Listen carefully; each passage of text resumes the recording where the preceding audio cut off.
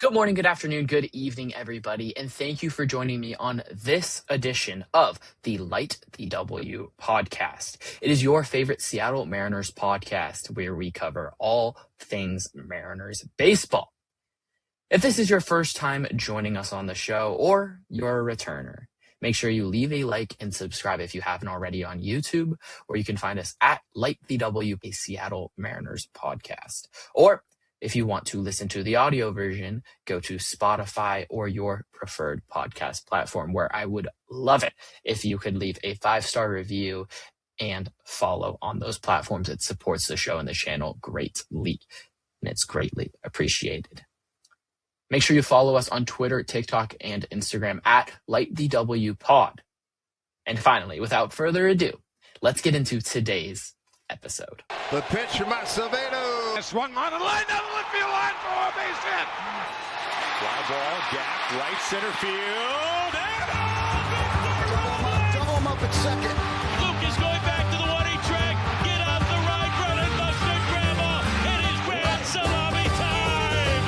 Polanco sent it in the right, and will send Seattle to the American League Championship Series for the first time in 24 years.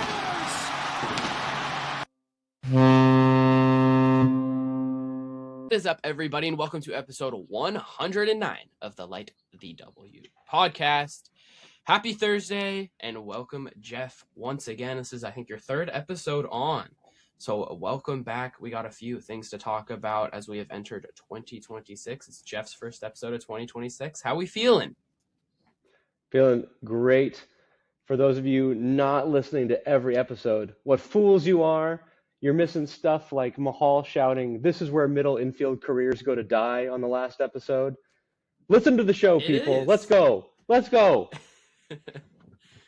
Yeah, last episode I talked about what happens if the Mariners don't get Brendan Donovan or someone of that or a higher tier, and it is grim. Let me tell you. Willie Castro is the guy I settled on, and Willie Castro is not all that inspiring, to be honest. I feel like he's very similar to what they already have. That's what I'll say. I feel like my mom, the whole time I was listening to that episode, I was like, we have that at home. Exactly. Yeah. We can't go out to McDonald's today. It's like you add another infielder to the mix, which like could make sense, I guess, but it's bad.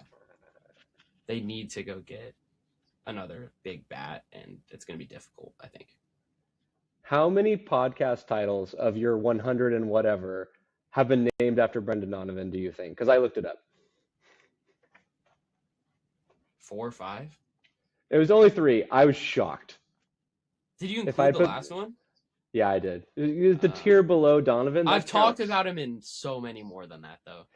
I didn't have time to go through and check every single episode to see how many times he's been mentioned, but because I've talked about him at like every offseason, every deadline, so it's got to be up there. Who are the most annoying fans in baseball that we have to interact with? Because Cardinals are moving up. Well, I just feel bad for them, though, because they've just been having like a bad team, and they don't understand that you have to like bring in good prospects, whether that's like the top of the end for a system that's really freaking good or not. And like they're being told all these things by Chaim Bloom in their front office, where it's like, we can go get these guys, and it's like Brendan Donovan's not worth those guys. It's like when people are excited about getting Houston's number 2 prospect. I'm like, that's nothing. That's not a thing. Exactly. It doesn't matter. Like their best prospects are the random ones that are like 8th in their system that pop out of nowhere. Houston fans are super annoying online. Yankees fans are always annoying online. Yeah. Cardinals fans are moving up. Baltimore, I feel like is actually in there. Baltimore fans are a little bit annoying. You mentioned it that we're going to be talking about other teams. Baltimore's season might be my second most intriguing season after the Mariners for me. Of like, wait, what is your plan? Yeah. To win every game 10-9? Yeah, it doesn't make any sense. I mean, I guess they kind of have a bullpen, but not really. There's no depth in their bullpen, at least. And then bullpen is not something you can count on year to year, no matter how much money you throw at it, no matter how great the next guy up is supposed to be, it's not replicable year after year. The Mariners have had a good run, and it's still uncertain all the time. Yeah, you have no idea what Gabe Spire, Edward Bizardo, even Matt Brash are going to be next year. You look at it. Brash was injured 2 years ago, bounces back. Spire was bad 2 years ago, bounced back. Bizardo came out of nowhere. Like, I think they are still another good bullpen arm away from me feeling confident in their bullpen. Yep. And I don't think that it's fair for us to even know who that is when we sign them or when we get them or when we call them up, because a bullpen, someone just gets hot. Gregory Santos could get ice cold. I believe in Matt Brash coming off Tommy John a year ago. Like he warmed up and he got better. If you told me Matt Brash was our closer by the end of the year, I'd be like, yeah, all right. Munoz, who knows? Well, and Munoz hasn't dealt with an injury yet in his career, and you hate to talk about that, knock on wood, obviously, but he's a guy that's throwing 100 plus miles an hour, throwing a ton of fastballs, a ton of high leverage, high stress innings. At some point that catches up with your arm. Now you hope it's not this year, but it's something that's not talked about at all because you don't want to talk about it, but it's worth thinking about. Munoz was blocked by Paul Sewald for being the closer. Sewald was a stud, got traded, pitched in a World Series, not very well, but pitched in a World Series, and then fell off the face of the earth because he's a bullpen arm. And he's still a free agent right now. Go get him, Jerry! Go get him! I mean, honestly, he could make sense, though. Like, if you're telling me that Paul Sewald's their seventh arm in their bullpen, sure. Do I think he's going to That's why. No. But that's why the allure of an Edwin Diaz or a Devin Williams is fun. But when I really think about my favorite Mariners teams over the years, it's never like, oh man, they had 6 bullpen guys. Like that doesn't happen anymore. No, it doesn't at all. Unless you're the San Diego Padres. Then trade the top shortstop prospect in the game for Mason Miller. Oh God, that was so stupid. And then talk about how he might be a starter while he's already committed to being a World Baseball Classic reliever. What? Well, and can we talk about the Padres as a cautionary tale? Imagine if they had C.J. Abrams, James Wood, Leo DeVries, who they traded in the Mason Miller trade, Mackenzie Gore. They would be competing, with the Dodgers. And they did compete with the Dodgers 2 years ago. It feels like that Lightning. That was a 7-game NLCS, right? Yep. I think they eliminated the Dodgers 3 years ago, and then 2 years ago, I think it was, yeah. Pushing those chips in. We talk about these trades. We talk about what's our next step. It's a balancing act. Yep. There's a limit to each and every trade, and it's why I want Brendan Donovan more than just about anyone, but I'm not trading Ryan Sloan above or anyone talented not named Victor Robles, Luke Raley from the Major League roster. That would be sick if we traded Robles and Raley for Donovan. Just that. Go Robles, dude. I think if it were that's my new favorite trade. I think it'd be like Senja and then one of those two and another prospect. Do you believe that Brendan Donovan will be more expensive in July than he is now? More or less expensive? Cheaper. He's going to be cheaper. A year and a half versus 2 years. Yeah. The whole concept of them thinking that they're going to get the same package at the deadline is absurd. You think Jerry's going to be going and offering Gerangelo Senja when he could be up in September? I don't think so. We're going to get caught in the weeds here. I won't let us do it again. But did you see the Horner trade stuff with the Cubs? We really wanted him last year. He had an awesome year last year. That does not sound believable at all to me, except for now they're pushing their chips in for Tucker and Bichette. And if you do that, he becomes more available. Especially Bichette. That's when Jerry strikes. That's an opportunity where it's we could pay a little bit more for that. If they go get Bichette, I actually do think Horner becomes a real option. They also are trading for Edward Cabrera this morning, so they're getting a starter. And it sounds like they're trading from hitting prospects, and Horner, only a year in his deal, is not going to take the biggest prospects. But if they're wanting more hitting prospects to add, I think that trade fits very, very nicely for this Mariners system. And he was really good. He's really good defensively. It'd be interesting to see how Cole Young then fits into all of this. But just add good players, and then you can figure it out. 13 Seattle Mariners pitchers have received Cy Young votes in their careers. Okay, 13 different Seattle Mariners pitchers. I set the over-under at 9.5 that Mahal can name. 9.5. Can Mahal name more or less? You can play at home too. Mahal's going to be just thinking of these throughout the show, and I'm going to check them off for everyone he gets. How many Seattle Mariners players have received Cy Young votes? Okay. Can I go off the bat here? Yeah, start it off, and then Okay. as the show goes on, you can keep going, but knock off Okay. the ones you know. Felix, Wu, Castillo probably did, Gilbert. I wouldn't be surprised if Miller did 2 years ago. No Bryce Miller. No Miller? The sub-3 ERA season. Okay. No Bryce Miller. James Paxton? No James Paxton. Randy Johnson won a Cy Young. Okay. Felix Hernandez won a Cy Young. You went fast there. Logan Gilbert received votes. Brian Wu received votes. Luis Castillo received votes. And I think those are the ones you've named so far. Didn't? Bryce Miller did not receive votes in 2024 for his sub-3 ERA. He did not. He pitched enough for the minimum that year. I think that had to do with it, though. He was a later call-up, fewer That innings. makes sense. Huh. Okay. We'll name them off through the rest of the show as I get them. Did Jamie Moyer ever? Jamie Moyer received votes. Very good. He did. Okay. You are at 1, 2, 3, 4, 5, 6, and I am going to panic Google Bryce Miller because now I'm worried, but I do not believe he did. That surprises me. That was a really good season.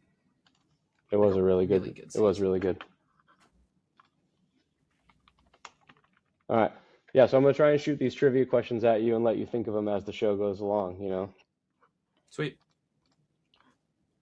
Okay. I have got 6 No rapid votes fire- for Bryce Miller in. No. Wow. Yeah, confirmed. Okay. Did George 2.94 Kirby ever get ERA. votes? Yes, George Kirby did in 2000 and. Too many tabs open. How do you do this, Mahal? You're so good at this.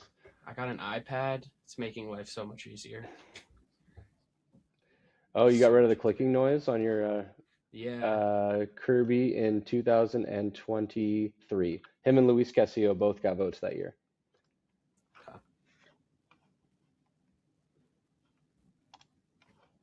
Okay. I have 6 rapid fire questions for you, Jeff, as we enter 2026. We're talking about the Mariners and what we think is going to happen this year. First one. Who has the best chance at winning one of the awards, whether that's MVP, Rookie of the Year, Manager of the Year, or Cy Young, currently on the Mariners roster? I think the American League MVP is going to open up this year. I think that Aaron Judge fatigue is going to set in. Aaron Judge only deserves one of the 3 MVP awards he's gotten. And that one he earned, I think last year, is the one that you can make the best argument for. A catcher from Seattle hit 60 home runs. The other 2, Ohtani existed. It was unacceptable that Judge won. Oh, Judge was in the NL for the second one, but Judge had Juan Soto hitting behind him. Yeah. And Soto was so good. Soto's. I do think that of those awards, the most likely outcome would be Julio Rodriguez winning MVP. Okay. Julio MVP. That was predicted by one of the sites just a couple days ago. So we'll see if he can that graphic was awfully deceptive because they weren't allowed to pick anyone that had already won an award. So it wasn't MLB predicting the season. It was predicting a first time of those things. Okay. That makes more sense. He is predicting him over Judge would be crazy. He is the sixth highest favorite in the American League. Um, if I were to pick an American League MVP before the season, I would probably pick Bobby Witt Jr. I think it might be time. However, I think Julio and Cal will be up there. Cy Young's too hard to predict for the Seattle Mariners, and Manager of the Year would be shocking. Wouldn't it be cool if Dan Wilson improved as a manager? I mean, the things that he needs to be better at are the things that you can like realistically improve at, because the game management stuff that you can improve at, the stuff in the clubhouse he's already elite at, and that's stuff that like you can't create. So you never know. Manager of the Year is often given to the coach whose team is supposed to be bad, but then they're good. So it would be hard for Dan Wilson to go from 90 wins to I don't know if he won 100 games maybe, but I don't see that happening. Yeah. Rookie of the Year, Colt Emerson. Come on. Never know. Come You never on. know. I wish Cole Young didn't pass his innings limit last year, because if he were eligible for Rookie of the Year, I think he could smash the door down on that award. But Yeah. Too bad. Next question. Which Mariners starter has the best shot at a sub-3 ERA? Not the greatest stat, of course, but sub-3 ERA. Who has the best shot? I think Walter comes back strong this year. Yep. I think that no one will have taken last season, specifically the postseason, more personal than Logan Gilbert. I think he is motivated by his love of the city. I think he's motivated by his love of his teammates.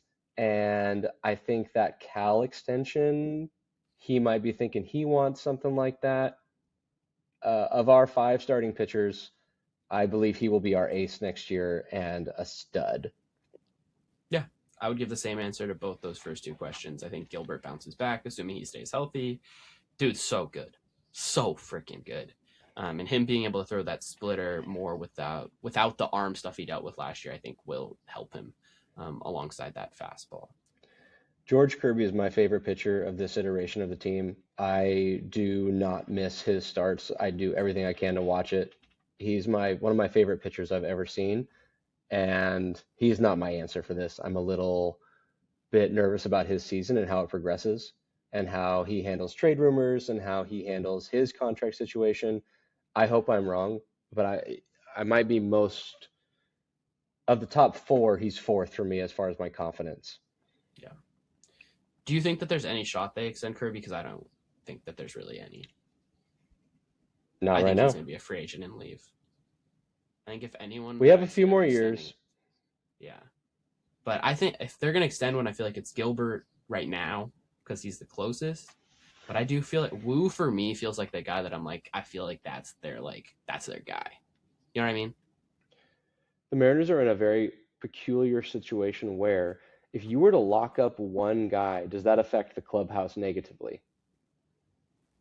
With the arms and things, or are they just happy for their friend?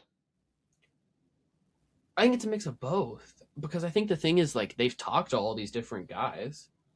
It's like I'm sure they've offered Kirby a contract, they've offered Gilbert a contract. Like, Okay. maybe like under the hood, it's like, yeah, we feel a little bit weird about it. But if I'm one of those guys, like, you decline the contract, you know what I mean? It's like, you decline the contract, you could have that money yourself. And they'll get crazy money on the free agent market if they go to it. The market's absurd. We will be back to that point later. Yeah. Okay. Moving on. Number 3, my third question for you, Jeff. Julio's career high was 5.8 F4 in 2023. He's hit 5.7 in his rookie year and last year. Will he break 6 F4 this season? Yes, absolutely. One of my New Year's resolutions is to not become upset with Julio before June 1st. I will not do it. And it is 2026, and it is not June 1st yet, so I am optimistic. And honestly, his defense alone, or is F4 the one that doesn't do defense? Help me. It does do defense, yeah. It does do defense. His defense alone is going to boost him because he is an elite center fielder, and that will always help. However, He was so good in the postseason. He is going into his 25-year-old season or 26. Like this is it. This is going to be a stud season for Mr. Rodriguez. I think so too. 5th year in the league. I think he's 26 years old. This is prime Julio. Like, I'm ready for full Julio 2026. And I am one of those people who got frustrated with Julio last year. I'm not the guy that was ever like, trade him, get him out of here. But I watched him take at-bats in May and June where he would swing and end up in the other batter's box over and over and over again. And I was so frustrated that Edgar Martinez, no one was saying, stop it. He struck out on a pitch in the Pittsburgh series that hit him. It hit him in the chest. And he struck out swinging.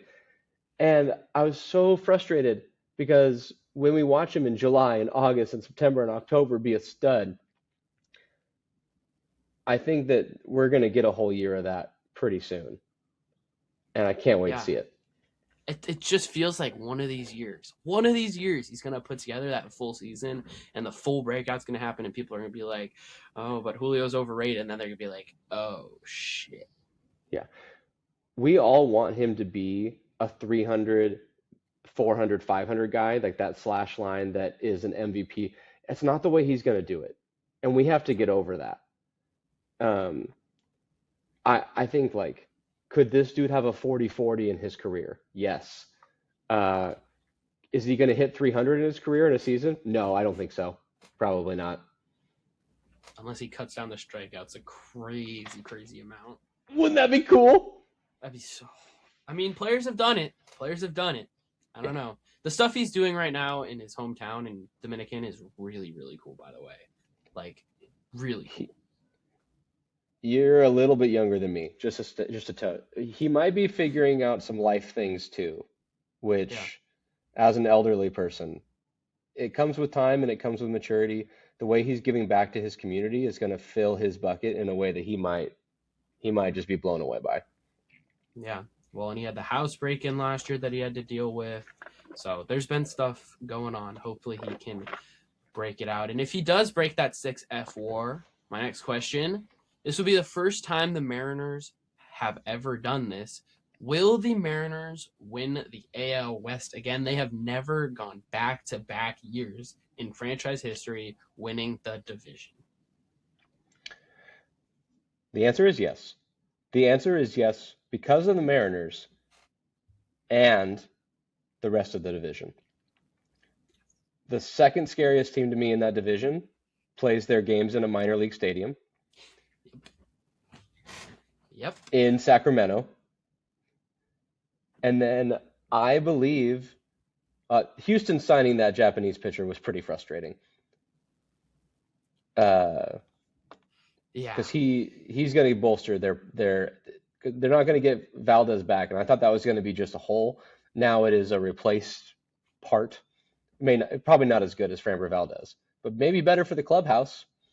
And I think Houston's going to be a little bit worse. I think Texas is kind of stuck in limbo, and the Angels are putrid. Awful. What an awful organization. Yuck. I think that's the worst. I think if you were a fan of the Angels and you wanted to break up with them, go for it. You deserve it. Go be happy. Come to Seattle. Yeah. We will take you in. We got you. Don't cheer for the Dodgers, but anywhere else, that's fine. Yeah. Cheer for the Padres at that rate. Go against the Dodgers. I'll even say this. If we don't win the division, people are getting fired. Oh, yeah, I think so too. We're on another level. I think it kind of, if they don't win the division, I think it would take some like serious injuries happening. And like prospects failing But the injuries could lead to opportunity for other people. I actually disagree with you. We should still win the division with injuries. It's if the guys don't get injured and suck and Wilson won't pull them. That's where we could be in trouble. Okay, but what happens? Julio gets injured out for the year. Oh, okay. Well, all right. That's the type of injury I mean. Okay. Like top line injuries.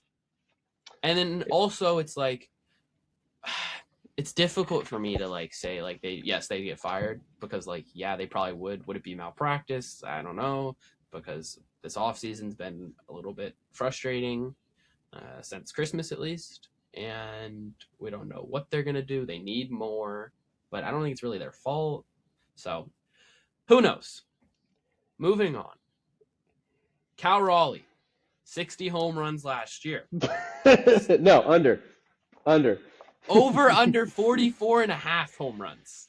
44 and a half big dumps in 2026. You're making me say it. That's so rude. It's way under. I think it's way under. I don't think there's any threat of that hitting over.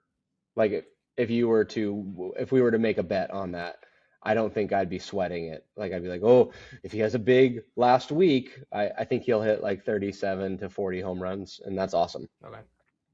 100 home runs in 2 years from your catcher position is the best 2-year run for a catcher ever. Unreal. He's awesome. Last question for you, Jeff. Will Brendan Donovan be a Mariner? Absolutely not. I don't see it. I don't think so either. They're being such bums. I hate to use such terse language on this show. You know what's going to happen, Jeff?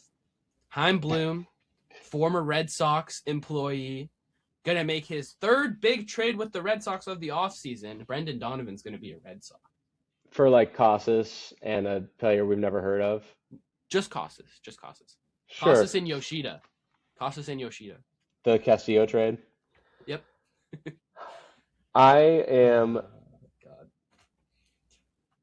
with you. Brendan Donovan would be a great addition to this team.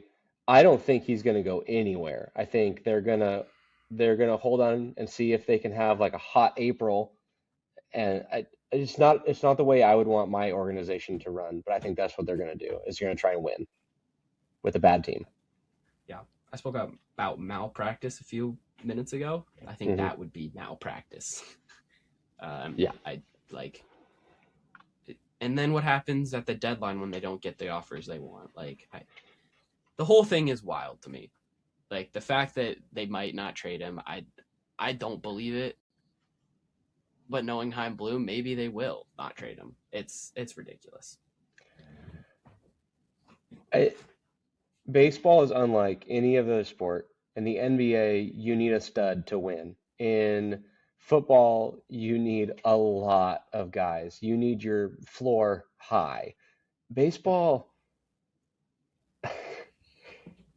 it's 162 games. You have to catch lightning in a bottle, and you have to do it for 9 months. Baseball is unlike anything. What are the Cardinals hanging on? What are their fans like excited about? We've already said this. J.J. Weatherholt. Sure. 2027. That's one name. You just said one name. Yeah, fair enough. Yeah. That was amazing. You are down 1, 2, 3. You have done 7 pitchers that have received votes for a Cy Young award. Randy Johnson, winner. Jamie Moyer, Felix Hernandez, winner. Luis Castillo, George Kirby, Logan Gilbert, Brian Wu. Are you ready for a hint? Yeah. A relief pitcher is on here. A reliever? Oh, God. And then the other hint is that of the 13, 3 of them you will not guess. They were before I was born. Okay. So don't stress about those. Was Kaz Sasaki on here? Who's No. reliever? Although that the Japanese market is one to think about. It wasn't Iwakuma? Iwakuma did receive votes in 2013, finished 3rd. Wow. Okay. Felix was 8th that year. And they still sucked. Yeah. Prime Mariners. Yes, we did. Felix went 2009 second, 2010 first, 2012 fourth, 2013 8th, 2014 second. This is the unforgivable one that Kluber won because he had 18 wins, but Felix was better at everything else. That was back when wins mattered. And then 15, Felix 7th. 2018, Edwin Diaz 8th. Felix having 2 Cy Youngs, he'd be in the Hall of Fame by now. That was an unacceptable thing that took place. And wasn't there another one you probably should have won too? The 2009 one is debatable with Zach Greinke, I believe. I would have liked for him to have won, but I'll accept it. Yeah. Okay. So the reliever it's Diaz. There's a reliever. Edwin Diaz. Yep, good. Okay. And then the last one that I expected you to get pitched with Jamie Moyer. That's the most I'll give you.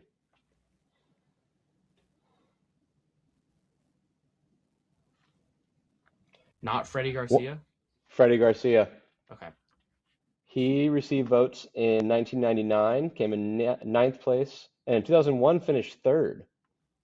Yeah, that 01 season was really good.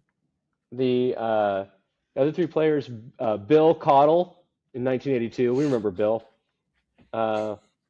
Mike Moore finished 10th in 1985 with 1 vote. Wow. And Mark Langston in 1987.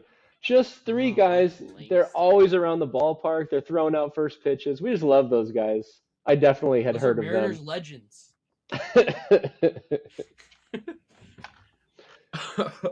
Okay.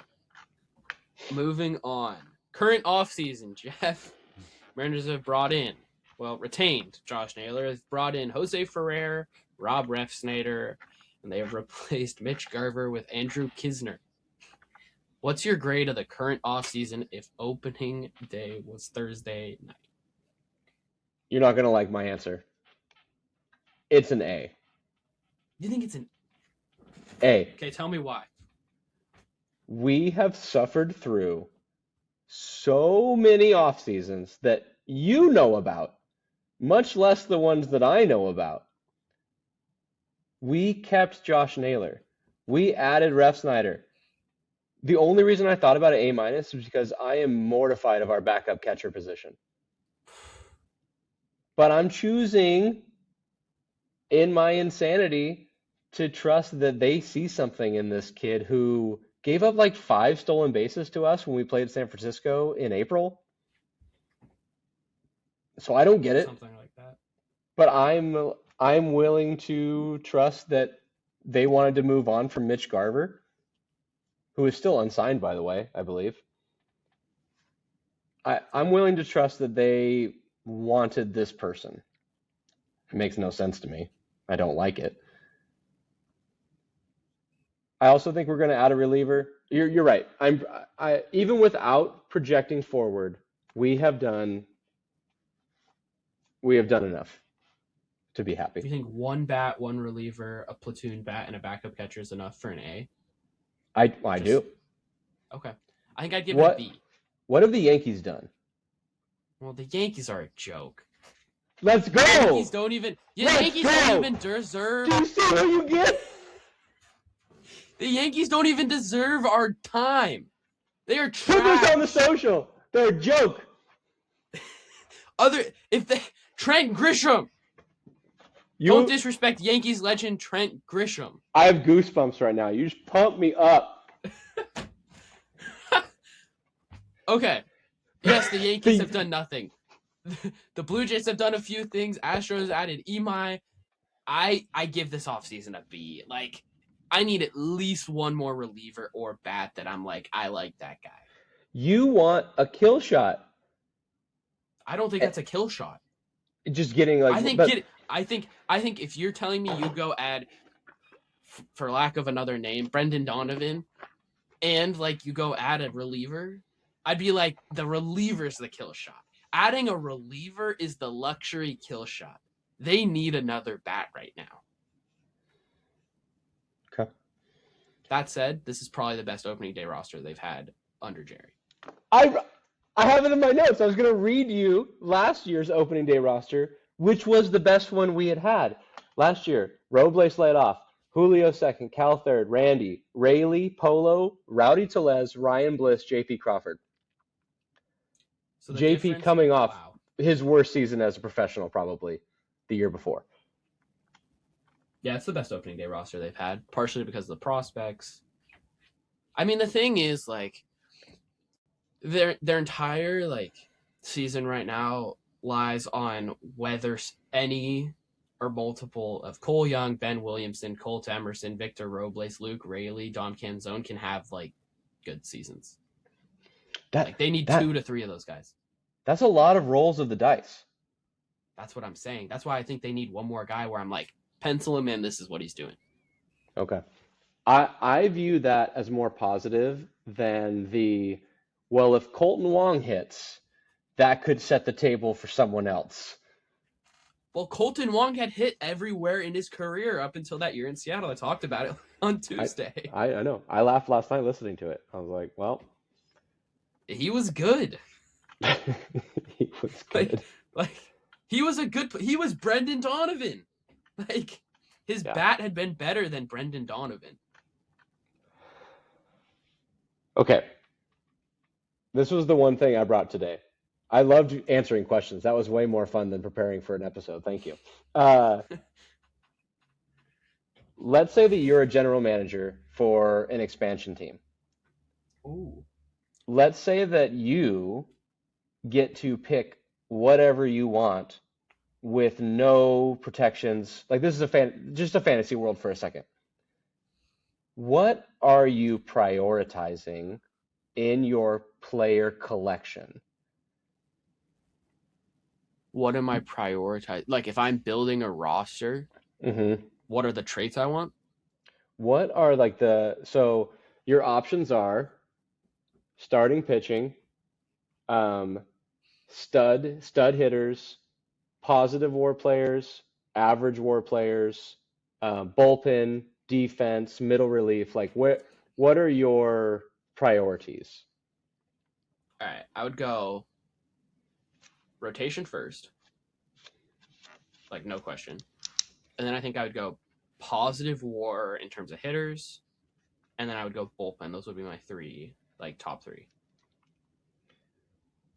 That's the correct answer. And that's why the Mariners, you said just now, and I quote, rotation first, no question. We can't trade any of these guys. We can't overreact. We can't trade Kate Anderson. We can't trade Ryan Sloan. Those are things you trade for. I thought maybe you would say a hitting stud. If you could have one stud that if it's one player, I'm taking Bobby Witt Jr. Okay, there you go. Defense and hitting. If you can have an Aaron Judge, if you can have a Juan Soto, sure, you'll take that. The second those people are off the board, Ohtani, whatever, starting pitching is next. Always. Yep. That's why I'm so excited for our team. If you were doing a fantasy fake thing, this thing you start with is the thing that we weren't very good at last year, and we're going to bounce back hard. I hope so. If they do, this lineup, this bullpen, then the rotation doing what it did close to 2024, this team is legit. 2024, if we scored 4 runs, we were unbeatable. Yep. Does this lineup score 4 runs each game, though? Not all the time. But more than 2024. Can't disagree with you there. When you have a hunch and you spend a lot of time looking something up and it doesn't bear any fruit and how much that sucks? Yes. I spent a lot of time looking at the AAV of free agent hitters and pitchers over the last 5 years, and it really didn't bear the fruit. In the last couple years, pitchers are getting paid. A lot. 2025, 7 of the top 11 free agents were pitchers, all getting over 20 mil AAV. 2024, 5 of the top 6, and I'm not including Ohtani in that. But then 23 and 22 and 21, it was 50-50. So it didn't make my point the way I wanted it to. So I wasn't going to lead with that today. But it's just been going up and up though over the past couple of years. I feel so grateful that we don't have to give Dylan Cease 7 years, $210 million.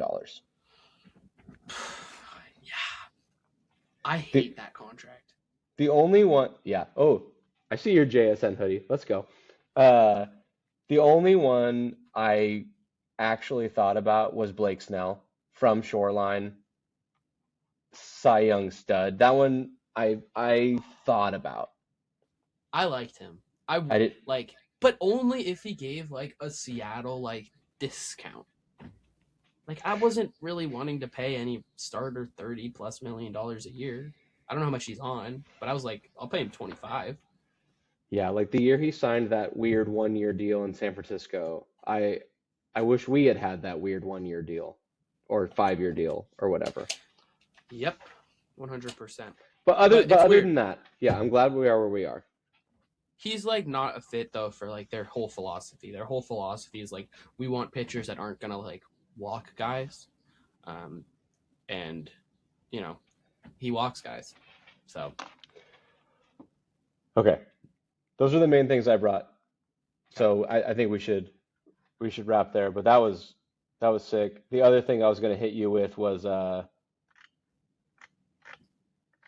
last year in 111 at bats, this second baseman, third baseman, shortstop had an OPS of 113, OPS plus. That I feel like is something that our team could kind of deal with having. This player's name was Leo Rivas. Cousin Rivas! I love Leo Rivas. I'm kind of thinking we're not going to... Leo Rivas? Let's throw him out. Let's see what happens. I love Leo Rivas. Leo Rivas, I don't know if you know this. I was the biggest Jose Caballero fan when he was with the Mariners. Jose Caballero was like my guy. Mm-hmm. And like I would love to have him back right now, but Leo Rivas is like same level right now. It's like those are my guys. Like Sam Haggerty in 2022 when he was doing all the good stuff. Like I want that like random player that can run, that can play defense, and that just randomly has those clutch hits and is like an average bat. When I think about Ben Williamson starting in April, I get a little nervous. When I think about Leo Rivas starting March 27th, I'm like, let's try it. Leo Rivas. He was a stud in AAA last year. Phenomenal. In a hitting league, I know. Lots of qualms. He was so good. I mean, I'm down. I think he should be on the opening day roster 100%. Like, if I'm picking, like, the infielder right now to go on their bench, it's Leo Rivas. Like, I'm sorry, Ryan Bliss. I love Ryan Bliss, but it's Leo Rivas. If Colt Emerson isn't 100% ready, just let Rivas do it and see what happens. And then bring up Colt later. And then even you can leave Rivas on the roster if you want to. The things I like about him is he puts the ball in play. You know, he gets on base, he runs, he plays defense. Like, I want guys on this Mariners roster, on this Mariners bench, that can go steal bases whenever you ask them to and can play solid defense around the diamond. Like, I need that. It makes me so frustrated watching the, like, slow-ass Mitch Garvers of the world on the base paths. Get him out! Get him out! Like, speed. I want athleticism and speed on this roster. And one big dumper. And one Brendan. Sound the horn! Okay. Thank you guys so much for listening to episode 109. Thank you for joining me again, Jeff. First episode of 2026 is in the books with Jeff. We'll be back in a couple weeks. Hopefully we will have some news to talk about. But if not, we'll find something else to talk about. Thank you for joining, Jeff. Any last notes from you? Go Hawks. Go Hawks. Super Bowl run starts now. And thank you guys so much for listening. And go Ducks. Don't tell anyone I said that. All right, Jeff, you can go now. Come on, Williams. Dog. Oh, God. What was that? All right. Thank you guys so much for listening. Go M's. Peace.